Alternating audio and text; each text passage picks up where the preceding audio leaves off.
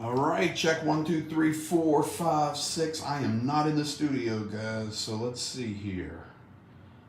I'm hoping this pops in here. Please, Lord, let it pop in. Please let it pop in. Yes!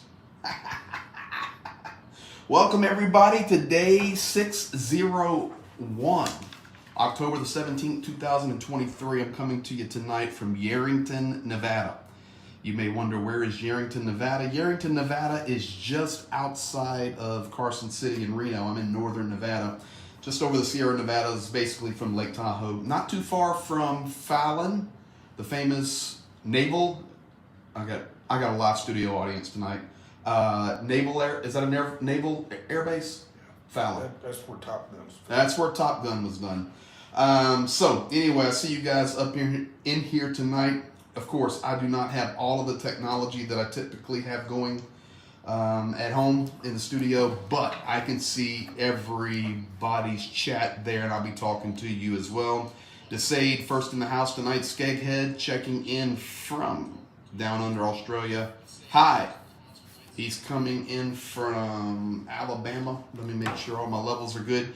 If somebody can put in the chat that the audio and the microphone's okay. There may be a little echo. I'm still working with some stuff. I'm using a travel software on iPad, and this is actually how I will be live streaming from anywhere, and specifically Ukraine upcoming.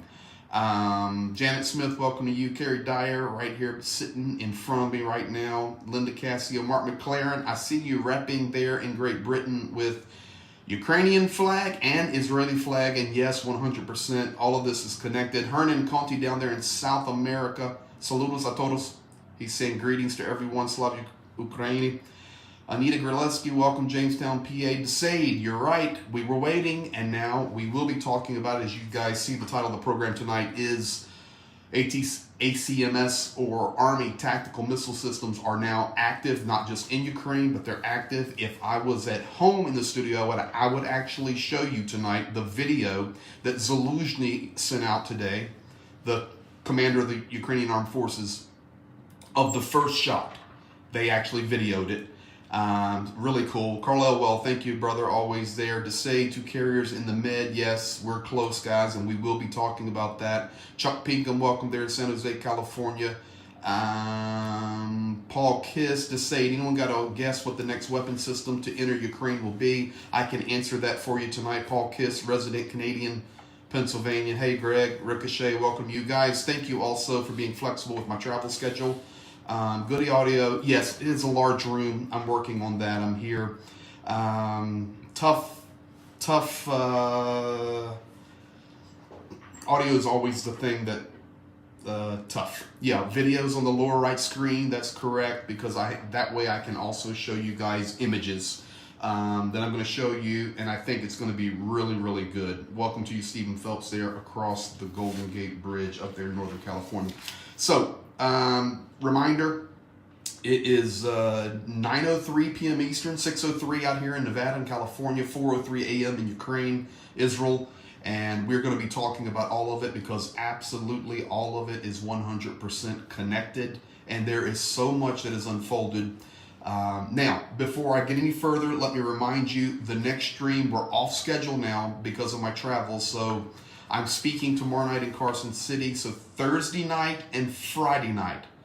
So typically streams are Monday, Wednesday, Friday, but this week's going to be Tuesday, Thursday, Friday. So unless something crazy was to happen, which is very possible within the next 24 hours, I would come back live. Make sure you have the notifications on so you would get it, because I'll give you all the info I've got directly from Israel and directly from Ukraine.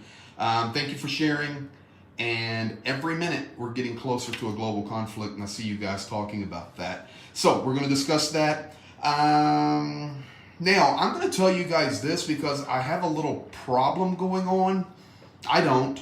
YouTube does. So if you guys, not right now, but when the stream is over, if you'll go back into the YouTube history, you'll see that day 597 was removed. So I know for sure that I have a shadow block on my account. Because they've already told me that. And I also am seeing now that I received a an email from YouTube 3 or 4 hours ago, and they said your video on day 597 violated our community guidelines because you're spreading misinformation. So I'm not really sure what misinformation I'm spreading, because everything I'm sharing is always confirmed to the best of our ability and truth. It's just misinformation according to their guidelines, and I assume now that they are judge and jury of what is misinformation. So I don't know how that happens, that they have all power, that they know the misinformation versus the information. So that's where we're at. So you guys can check that out later, but day 597 was removed, and I'm debating it, but contesting it, but there's nothing I can do. So here we go. Let's get started here. As you can see, this is the title of the program. Okay, I'm believing this is going to work. I'm believing this is going to work. I'm watching the stream there.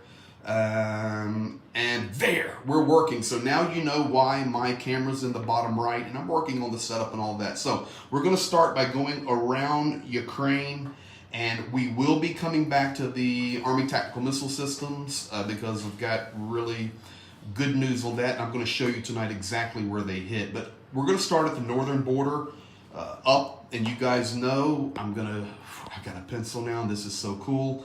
Yes, I'm doing this. ATACMS. ATACMS. ATACMS. Is attack. Just send me a cartoon, Ricochet with pencil, cartoon drawing.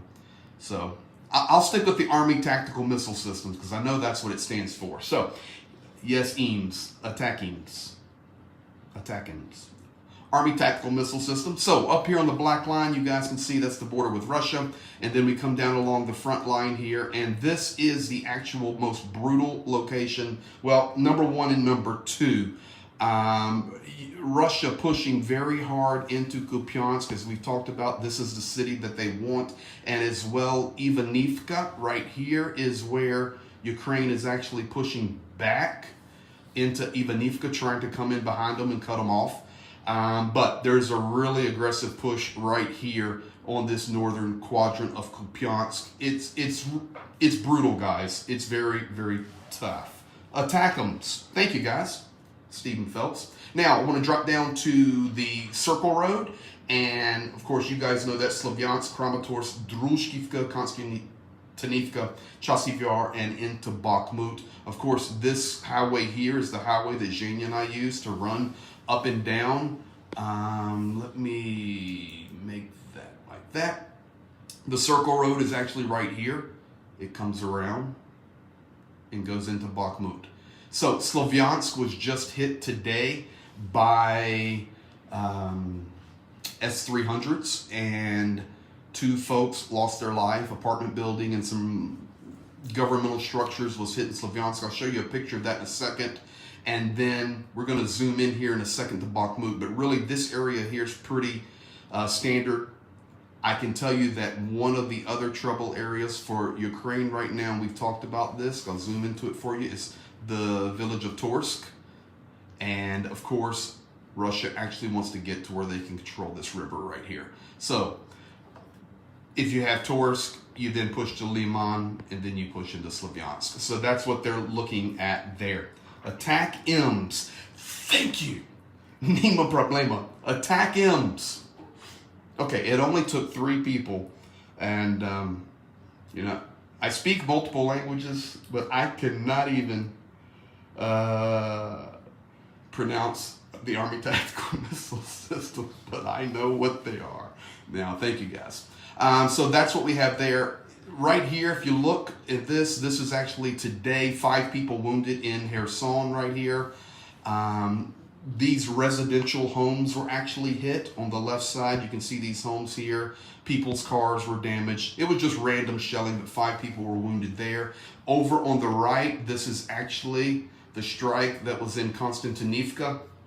In Slavyansk. that I was showing you on the map a second ago. And yes, I can move the camera around so that I can show you the images. I don't know about you guys, but for being mobile, this ain't bad, and I'm very, very happy with it. So it's only going to get better. This company that I'm using is coming out even with better upgrades to this software. So there is Kherson and there is Slavyansk. King Raccoon, welcome to you. I see you jumping in there. Now, I want to come in and zoom right into Bakhmut, because this is what's interesting no matter what you're hearing, no matter what you're seeing. This right here, this line. They're just battling, but there's zero ground changing hands. It's just a brutal, nasty frontline battle with a lot of Ukrainian soldiers and a lot of Russian soldiers being wounded, maimed, and killed. That's all that's happening in Bakhmut, and I don't mean to minimize that by saying that that's all that's happening. There's no movement. Up north, as we looked here, way up north, Russia's pushing, Ukraine is defending. Here, Russia's pushing, Ukraine is defending. But here, this is the battle that is just horribly nasty. Now, if we move down, let me do that. This is Avdiivka, and this is where Russia is trying to surround. And I'm going to tell you, Ukraine has done a good job over the last 24 to 48 hours, because today Ukraine destroyed 100 pieces of Russian equipment. That's going to be troop carriers, tanks. There was a helicopter. They destroyed 100 pieces because Russia was really trying to push an offensive up from the south and also push an offensive from the north, because you guys know, as we've talked about, this is Avdiivka right here, and it is loaded with Ukrainian troops. It's not any information that's private. The whole entire world knows that there is a serious Ukrainian group of troops on this map that I'm actually showing you tonight. That is why you would see this symbol here. This is really a bulwark and a fortress area for Ukrainian troops. And this is now the next Bakhmut. This is what Ukraine wants to hold on to, and this is what Russia wants to take. So Avdiivka, very difficult. I can also tell you, we do have personal friends that are fighting in Avdiivka, and it's very tough. We'll just leave it at that. We're coming down to the south. This is Ukraine's best push area. And of course, you guys know this is coming out of Orikhiv. Ukraine is pushed down. They've pushed into the edge of Verbovy. I've showed you this on the map before, Verbovy. But for the first time, Russia is starting to counterattack back into Robitny. Remember, Robitny is the village. I don't even want to call it a town. The village that Ukraine liberated about 3 to 4 weeks ago. And then they pushed down into the edges of Novopropokivka. And now they're wanting to push over into Verbovy. Russia is actually finally counterattacking back to Robitny. So, do we have the same thing where Russia wants to come behind? I don't think it can happen. Ukraine is extremely fortified down there, south of Orikhiv and south of Zaporizhia. And some of our best and most finest troops are down there. Because remember, this is the line that will take us to Melitopol, that will take us ultimately on the land bridge to Crimea. So, that's where we're at there. Now, Kherson. Yevgeny Matsutsa, добро пожаловать in наш live stream. As you guys can see, the partners in here tonight, we've been trying to connect. Zheka, I am in Nevada, so now I'm not 7 hours behind you. Zhenya called me this morning, and I was still sleeping. I'm minus 10 now. Minus 10.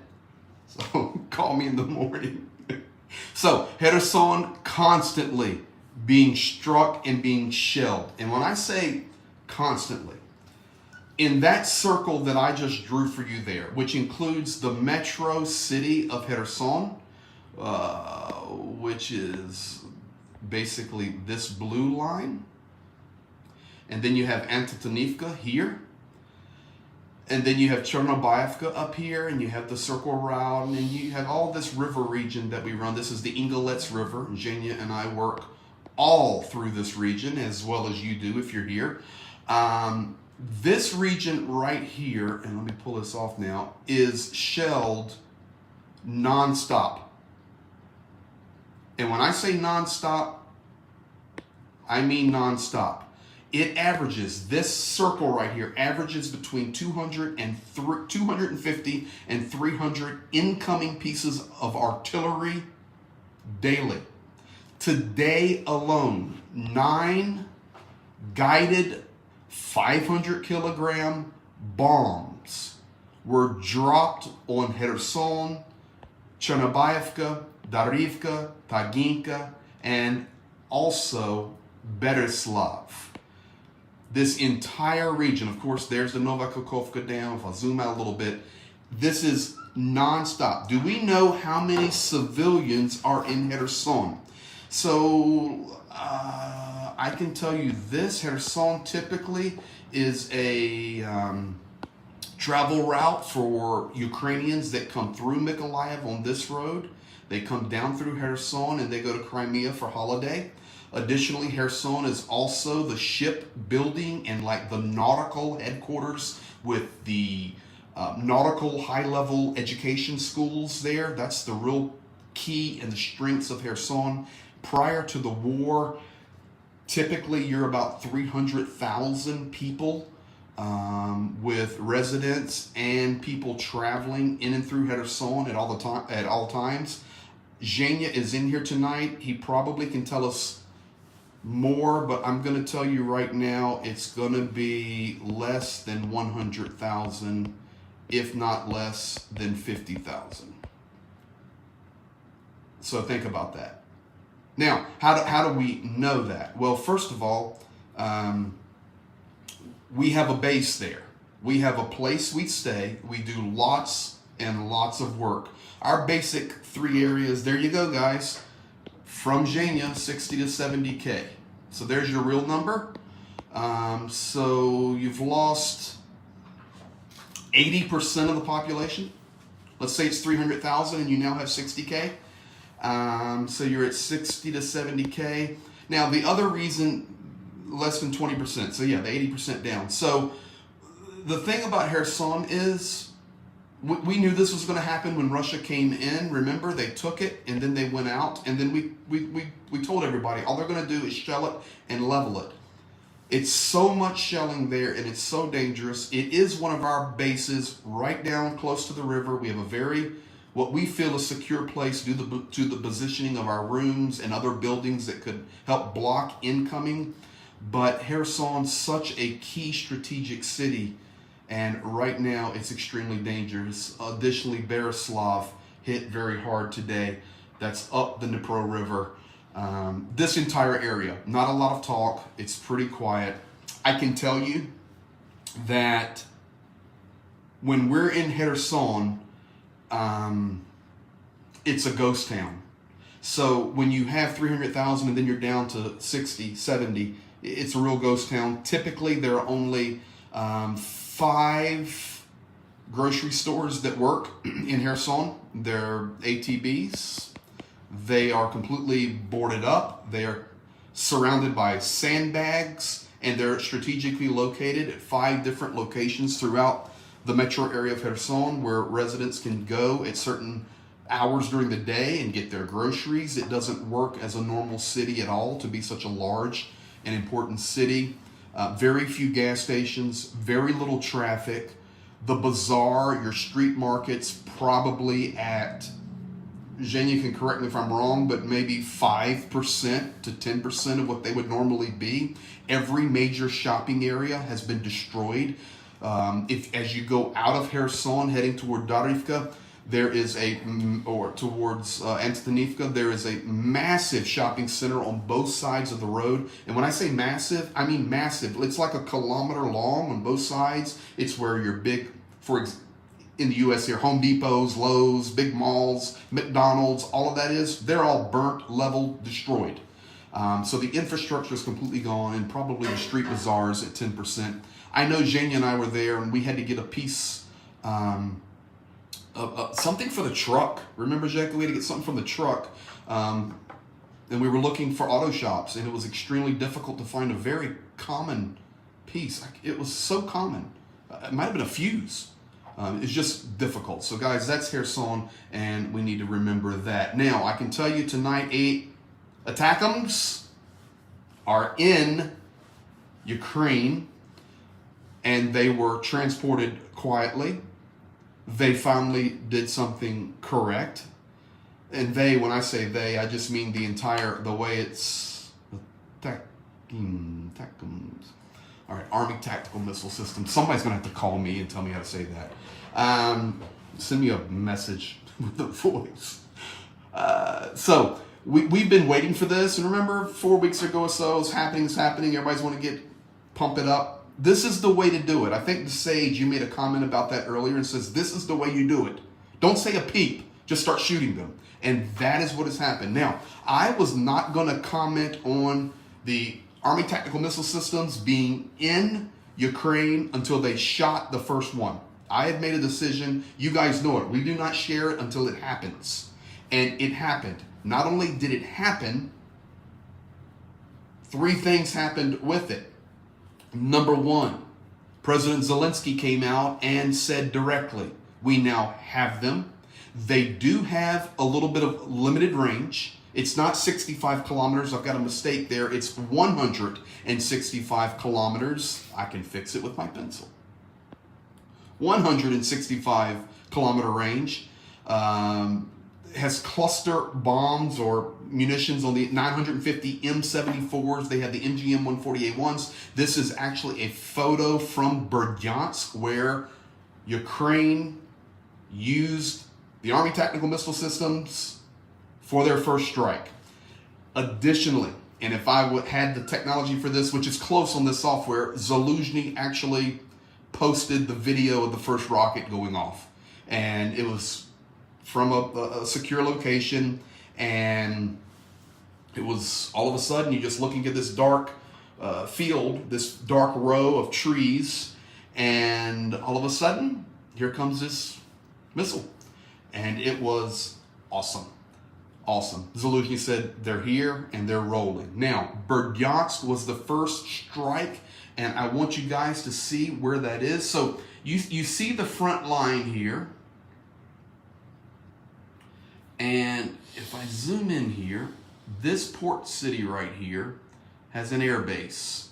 And the air base is what was hit with the first use, I've got to learn how to say this word, of the ATACMS. Those ATACMS have different weapon loads that include distances. Is this correct? Ricochets, which missile type, number each type.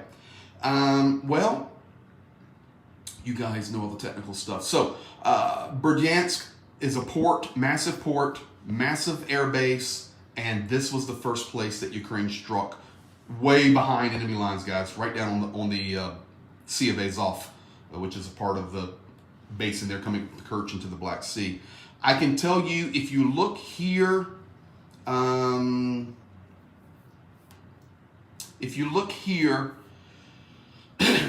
JDO, you can see there the MGM 140As. This is literally a picture that a Russian soldier took of it laying on the ground. It was manufactured in 1996, and Ukraine is reporting that they have the 165 kilometer range, 950 warheads in it of the M74 type.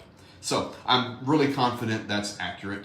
And Zhenya said the distance of the strike was 100 kilometers from Ukrainian controlled territory. So the closest, and I'm sure Ukraine did not put that new system right up on the front line. So the distance at the minimum that it was fired and struck its targets was 100 kilometers. Thank you. So we have Zhenya here tonight. So that's really good news. So Mark McLaren, now being a prophet, how can you know what I'm going to say next, Mark McLaren? Because you're with me all the time, buddy. There you go. That's what's coming next. That's what's coming next. Smedley Dowright, they do have newer ones that have longer range, but the United States provided a shorter range, once again, trying to help Ukraine, but trying not to start World War III with Russia, although that's not going to start in Ukraine, probably going to start in the Middle East, and Ukraine and Russia will be a part of it. Not a doomsdayer, it's just looking that way. So, you guys remember 2-3 weeks ago, Scholz, Germany, said clearly, we will not provide Taurus until the United States has made their decision on the Army Tactical Missile Systems, the ATACMS. Well, Mr. Scholz, Ukraine has now received those systems from the United States. We do not know how many, what their supplies are, but they have them, and they're being used in a great fashion, as we can see. So I'm assuming that Germany is going to step up now and send the Taurus. Now, the Taurus systems, if I'm not mistaken, they can actually be equipped to some of Ukraine's air jets, or to their jets. So real game changer. So we could be looking at these a big change here as far as what Ukraine has. Now, I can tell you additionally, there is not going to be a slowdown of the counteroffensive. Ukraine feels that they are well supplied moving into the next couple of months. And it's not like they're going to hold and just move into a winter and try to lock it down. Because if they just lock it down and stalemate and not really move and just fire back and forth, Ukraine's going to lose a lot of soldiers as they do. So, Ukraine coming out, it was actually Zelensky that came out 4 or 5 days ago and says, we're not stopping. We're looking good. We're having our equipment, and we'll continue to fight. We don't have a time now just to hold the line. JDO, you make a good point there. Remember, we don't assume anything, but if we just go off what Scholz said, we should see this could potentially be the next system coming into Ukraine. But remember, we won't say anything until it's there. Now, I want to give you a look inside Ukraine, inside information tonight, not private information, just inside information. There was a poll taken in Ukraine. It was in urban centers, of course, Kyiv and other major centers, and it was taken 6 months ago. And just over the last week, the same poll was taken again. Ukraine was trying to do some sampling of how their citizens are feeling, their citizens' opinions on the war, to get a flavor. I mean, I actually think it's a brilliant idea because they sampled the same group of people. So if you take a poll of 3,000 folks 6 months ago, and then you poll a different 3,000 folks 6 months later, you really don't have a good baseline for making a comparison. So Ukraine actually polled the same people. They wanted to see a difference. So this is what happened in 6 months. So we're now in October, back 6 months. September, August, July, June, May, April. About April, these folks were polled. And the information coming out between April and now in October is this: 32% versus 14% see an internal conflict in the Ukrainian government and military. 6 months ago, 14% said we have disagreements between our politicians and our military. Now it's 32%. I think that's accurate. There are some disagreements internally. A pool, thanks Raccoon. 54% believe there's harmony. 30%, and this is up, I didn't put it in there, I meant to put it in there, but this is up from 12%. 30% feel that the West, Europe, United States, is tired of this war, and the Israel-Hamas war will change the Ukraine situation. Now, my personal opinion, and you guys are starting to witness now how much I do travel, it's a lot when I get rolling normally, so you're going to see more of that, but it's not going to change. I'm going to tell you this right now. The number 30% on the bottom point there is not even close. Remember, this is a pool of Ukrainians. So I have, over the last 4 weeks, I've been in Los Angeles, I've been in San Francisco, I've been in Maine, Vermont, New Hampshire, New York, Utah, Georgia. I live in Pennsylvania. And week after next week I'll be in Virginia. Week after that I'll be in Oklahoma. Listen to me. It would not surprise me if that number is way above 50% at the minimum. Americans, I can only speak to Americans. I can't speak to our wonderful friends across the pond. But I can tell you, Americans, and I mean good people, they're just growing tired of this. And now with the war in Israel, it's really detracting. And I agree. Somebody made a comment up here. James Marsh, you're correct. Israel can handle themselves. Israel will handle themselves. But the problem there is, and I'm going to give you the Israel information from my IDF buddy in just a second, but the Israeli conflict can go global much quicker than the Ukrainian conflict because of agreements and because of the hotbed that Israel is. And the indiscriminate, I know Putin does the same with indiscriminate missile strikes, and I've got friends that have been killed. But I doubt Putin would put a missile against one of our carriers once it gets close enough, but I'm not sure Hamas wouldn't attack us and shoot a missile because they really don't care. They don't care. They don't care if they die at all. So we'll see. Yes, we have to keep our support up for Ukraine 100%, and we will do peremога until victory, and we will support it, but we cannot be naive. Massive connection here between the war in Ukraine and now what is appearing to be an escalated situation there in Israel that's so close to a war. Now, Russian Federation news. If I had the video, I had the video, I can't voice it over here on the iPad as well. So I would have played it for you, but Russian news coming out today, and this is on the same day that Putin is meeting with Xi, and I'll give you the update on that in just a second, but Russian news today, a couple of things were stated from this gentleman right here. I've got the video of him saying it. He says an overwhelming majority of our drones are now being supplied from China.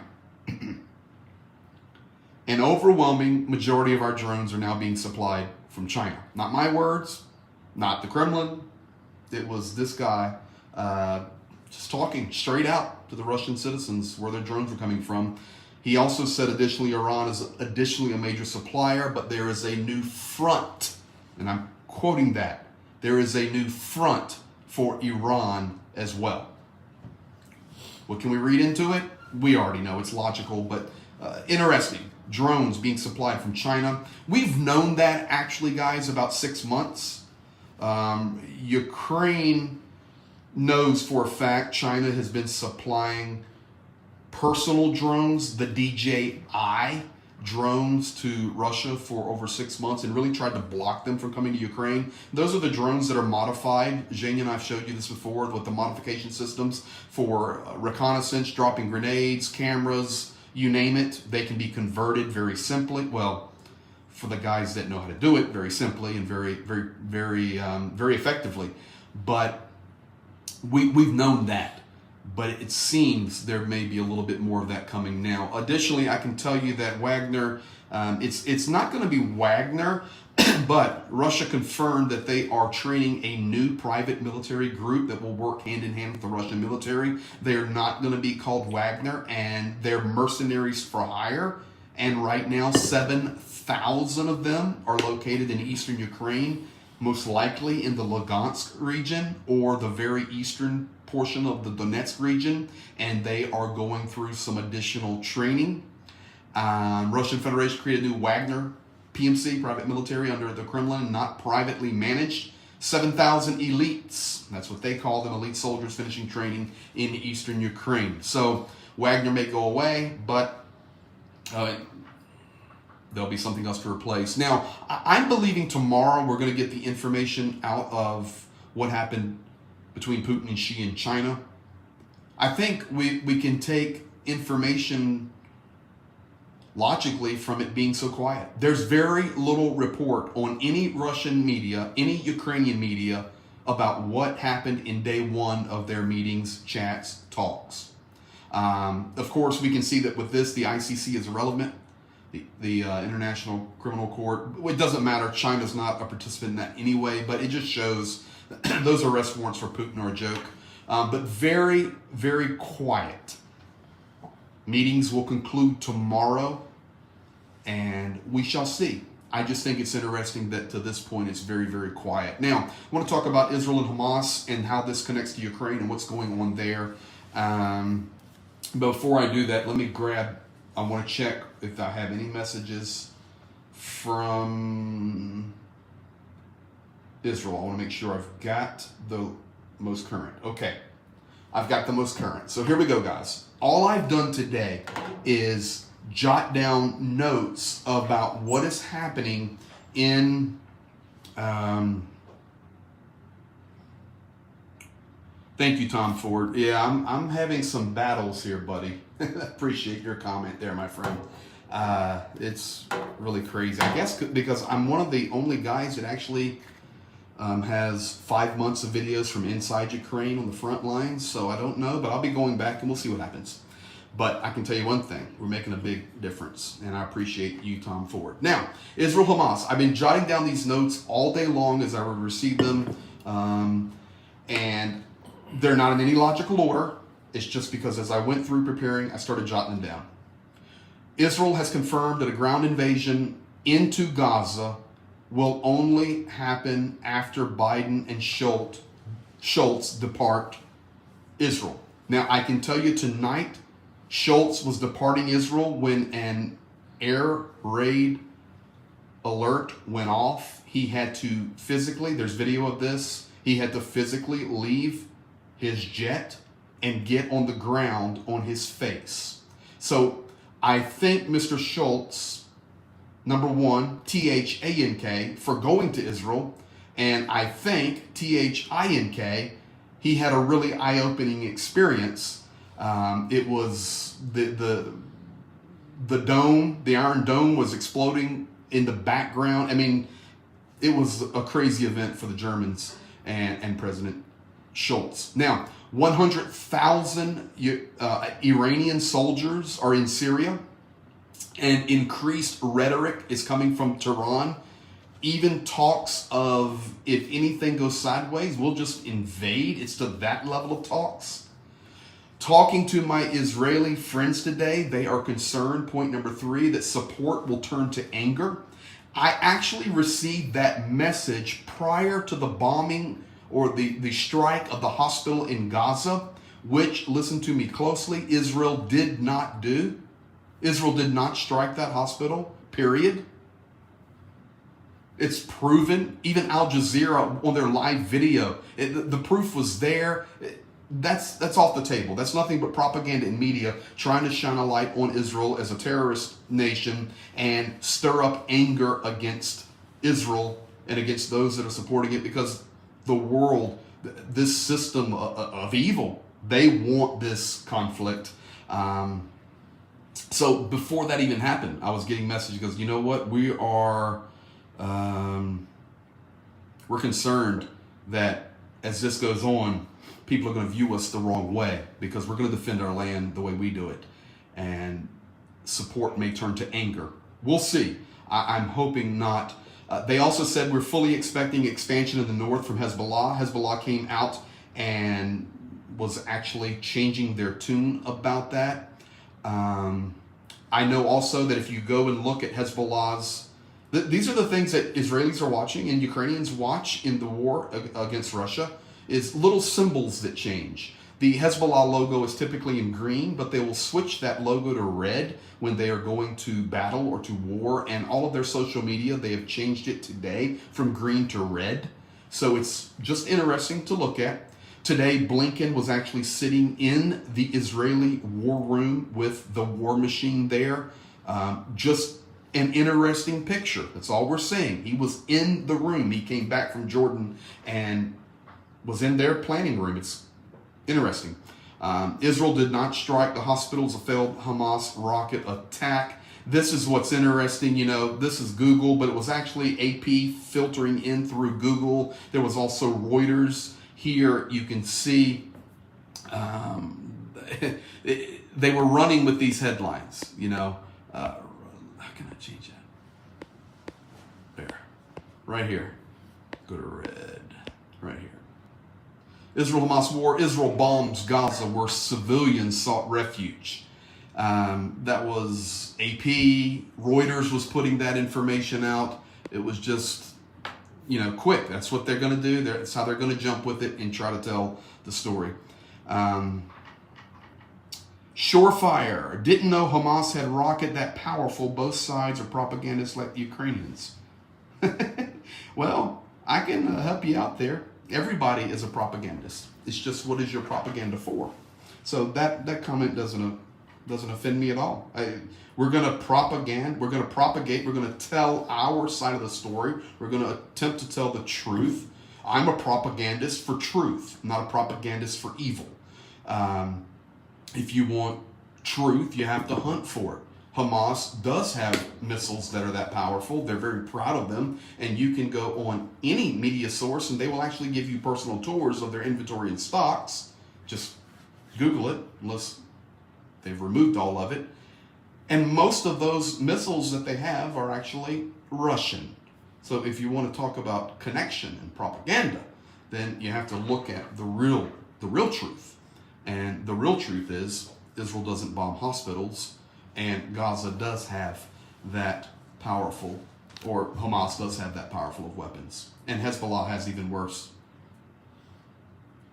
They are loaded, guys. Hezbollah and Hamas are loaded. Iran has loaded them.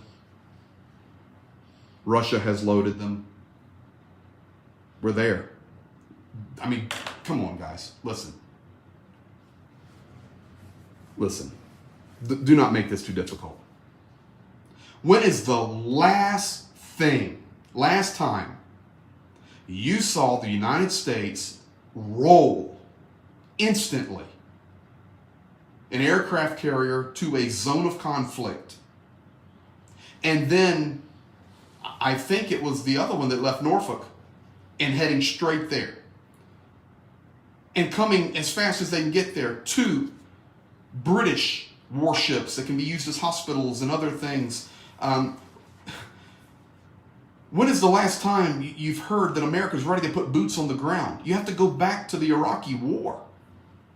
We're so close. So close. And to ignore it is ignorance. Now, Israel-Hamas. Yeah, we've sent ships. Listen, you guys know it as well as I know it, but if you don't know it, we have troops on the ground in Israel right now helping with some training and logistics. It's a fact. We have 101st Airborne in Jordan. And you talking about a problem. In Amman, Jordan right now, there is a massive protest happening through the night. Pro-Hamas, pro-Hezbollah, anti-Israel, anti-Ukraine. Anti-America. It's what's happening. Israel requires all citizens to leave Turkey. They're expecting an attack.